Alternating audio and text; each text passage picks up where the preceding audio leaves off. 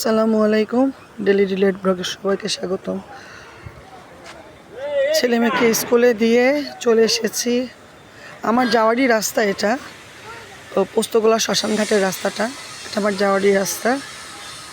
তো ছেলে মেয়েকে দিয়ে আসলাম। মেয়ে হয়তো আসার সময় আবার এখানে আসবে, কারণ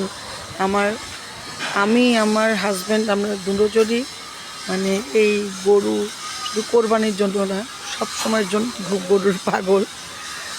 তো এই গরু দেখতে আমাদের ভালো লাগে, এটা সবচেয়ে বড় কথা।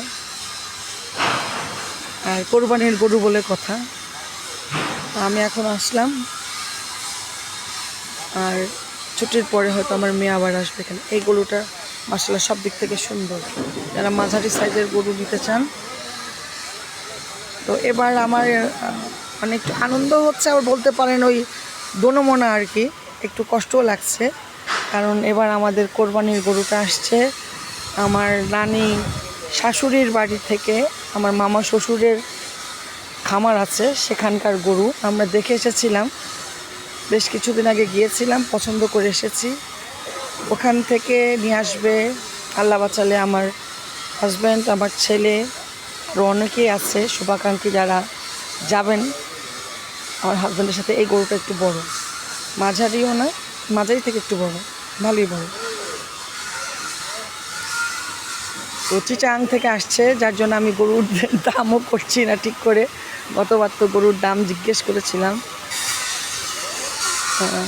তো একটু হলেও আমার মন একটু হলেও খারাপ, কারণ বাড়ির পাশেই হাট থেকে গরু নেব।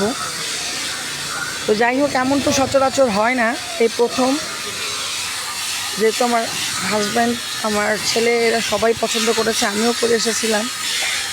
তো যাকে বছর আল্লাহ বাঁচাক, সহি সালামতে যাবে, আল্লাহ যেন সহি সালামতে নিয়ে যায়, আবার গরু নিয়ে সহি সালামতে ফিরে আসে। শুক্রবার দিন ইচ্ছা আছে তারা যাবে।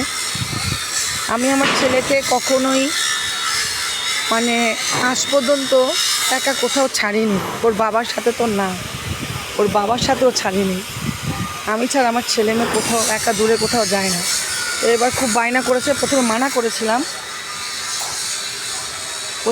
করেছিলাম, দেখি ছেলের মনটা খুব খারাপ হয়ে যায়, সাথে বাবার মনও খারাপ হয়ে যায়। তো অনেক কষ্টে বললাম যে একটা কাজ করবে, ভিডিও কল ওপেন করে রাখবে, আমি যেন যখন চাবো আমি আমার ছেলেকে দেখতে পারি। তো বলছে ঠিক আছে, এটা আমি কি একটা মুহূর্তের জন্য যদি আমি নক করি আর তোমাদের না পাই, তাহলে কিন্তু বাসায় আসলে তুমুল ঝড় উঠবে। তো যাই হোক, তো মনটা ওর জন্য বলতে পারেন খারাপ, কারণ আমি আগের থেকে টেনশনে আছি। যেহেতু গরুর হাট এটা, আর কোরবানির হাট, দূর দূরান্ত থেকে গরু আসবে, ট্রাক আসবে।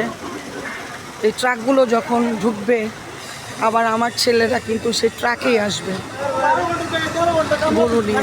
একটা টেনশন কাজ করছে, কিছুটা